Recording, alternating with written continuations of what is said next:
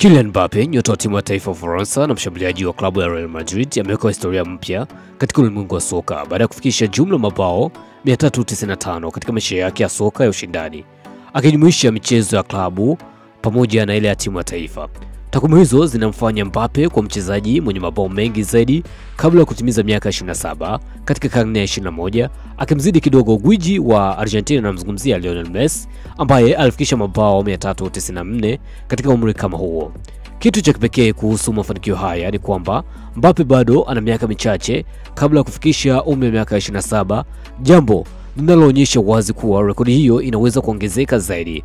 Uwezo wake wa kasi, kumaliza vyema na ubora wa kucheza katika mechi kubwa umeendelea kumfanya awe miongoni mwa wachezaji bora zaidi duniani kwa kizazi hiki cha sasa. Mashabiki na wachambuzi wa soka kote duniani wanamuona Mbappe kama mrithi wa heshima wa nyota kama Messi na Cristiano, huku wengi wakiamini kuwa safari yake bado ni ndefu na mafanikio makubwa zaidi bado yanakuja. Je, mtazamo wako ni upi hapo chini? Sema comment.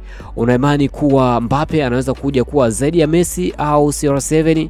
Dondosha hapo chini, sema comment, muhimu sana. Mimi naitwa Mr. Baro, the king of all black men, _ the world wide, that's my name. Lakini pia hii hapa ni Farada Online TV. See you another time.